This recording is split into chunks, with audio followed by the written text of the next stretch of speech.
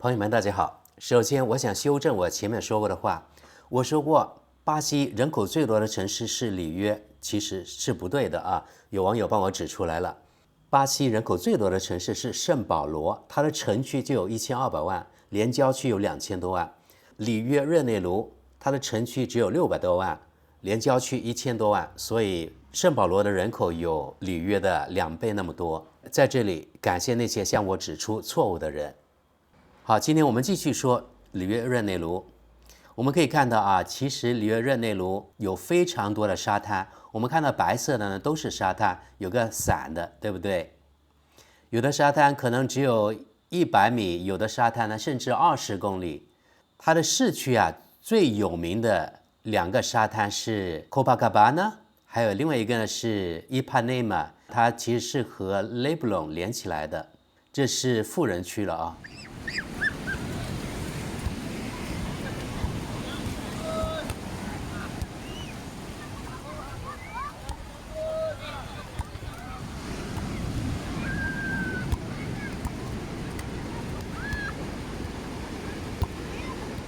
很多里约人他们的业余生活一般是在城市沙滩，比如说这个 Copacabana 这样度过的。他们在沙滩上玩足球，或者是晒太阳，或者游泳，这样的生活真的非常惬意。所以他们享受今天，一般来说没有长远的打算，这也是很多南美国家人他们的共性吧。可以这么说吧，我没有去过全世界所有的城市啊，我去过的地方，我认为里约热内卢是全世界我认为最漂亮的城市，是我去过的啊。里约热内卢有刚才说了很多的沙滩，而且有的沙滩非常的优质，它又是热带亚热带地区，一年到头都不会冷，所以非常适合度假。它有山有水有湖有沙滩，所以非常适合度假。里约是世界级的旅游热点。我们本期节目重点不是介绍里约这个城市如何美，而是我昨天真的是冒险去了贫民窟。本期节目的重点不是介绍里约有如何漂亮，而是我昨天冒着可以说生命危险去参观了一家贫民窟，真的是非常危险。在这里我忠告那些游客，如果你不懂得按规则行事，真的对你来说绝对有生命危险。我这里不是夸张，也不是瞎唬你啊，真的是这样。现在我们看这个卫星地图，里约的标志是什么？就是这个基督像，对不对？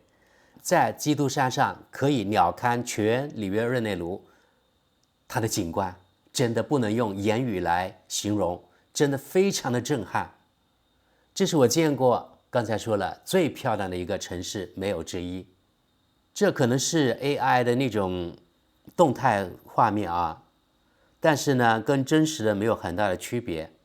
这耶稣基督其实他的画像并不特别高，大概是30米高，只不过呢，他是居高临下，一览众山小，所以呢，显得他特别的高大，其实没有那么高大。好，我们接着看卫星地图，我给大家指出来吧。昨天我去了这个贫民窟这小块，这个贫民窟的名字叫 Santa Marta。 在里约还有其他的贫民窟，比如说我们画面这里这个地方是一个很大的贫民窟，大概有2万人口，2万人在这一点点地方。这里还有一个小小的贫民窟，它是跟豪华酒店当邻居的，而且这是富人区了啊。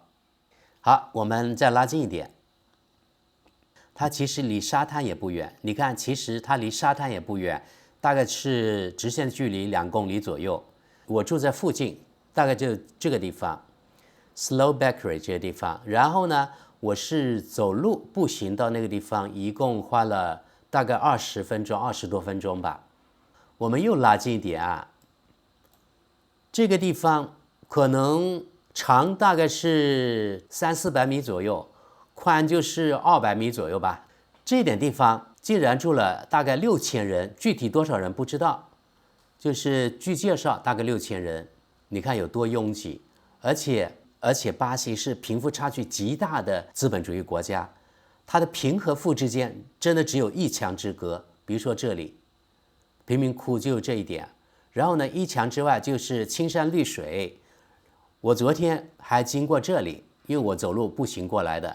这里呢应该是属于高档社区吧？你看里面有游泳池，它是大概20层楼左右的那种高级公寓。高级公寓旁边呢就是他自己的私家公园吧。这里像原始森林一样，有各种各样的植被，然后一墙之隔就到了这里贫民窟了。这里呢还有其他的一些建筑物，我不知道是什么东西，可能有些是政府的东西吧。你看这里有社区健康中心，然后从这里开始，它就是贫民窟的起点了。另外一边呢，我们也可以看到这里有泳池，对吧？而且不止一个泳池，所以这绝对是富人区或者政府机构。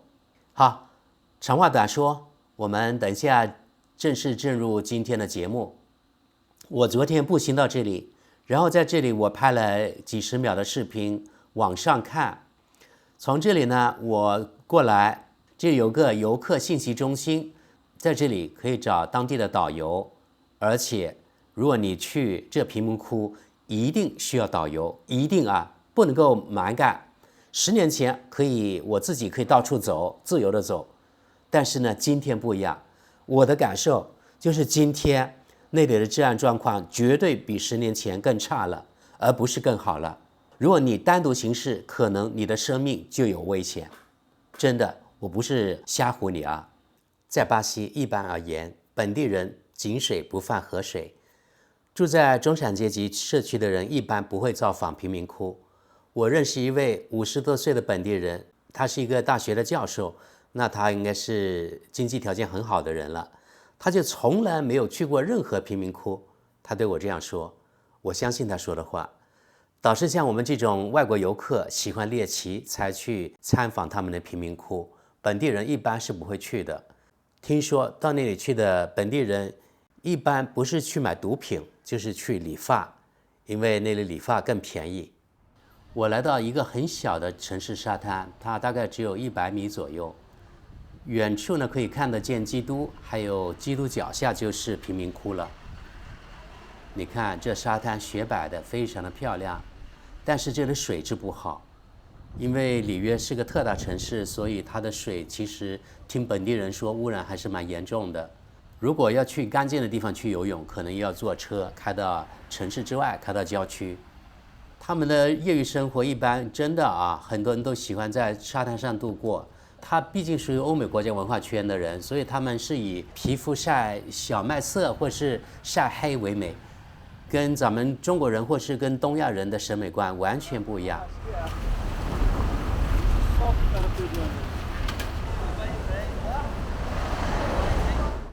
我在去贫民窟的路上，路边呢这滩我觉得很漂亮，然后呢继续往前走，可以看到前方有一座非常大的教堂，然后教堂的左边就是基督，所以我觉得这样的反差或是这样的画面呢非常的美好，然后我就拍下来了。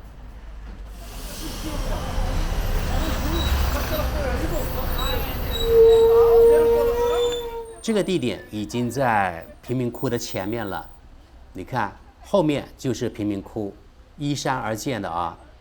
好，我们往前走2步，老的那个大众这种车，面包车。贫民窟看起来非常雄伟，其实里面的居住环境不是特别好，等一下我们就知道了。这是警察的车，叫社区和平警察 UPP。警察他只敢待在这个地方，大概100米之内，然后他就不敢进去了，就属于黑帮的势力范围了。所以在这里啊，可以说是泾渭分明呢。我现在正在去贫民窟的路上啊，还有游客信息中心也在这里。我就在左边蓝色这个亭子里面，那个人帮我找的当地的导游，当地导游费是120，大概人民币180块钱左右，我觉得不算便宜啊，大概是2个小时左右。好，我们就往前走，走到这里，我们看右边，大家注意看，右边是荷枪实弹的警察同志。过了这里就不是警察的势力范围了，大概是前方20米左右。Desculpa。Desculpa. Peligro? No. No peligro. Para mim. Não, para você não. Favela. Para você não tem perigo não. No problema. Gracias.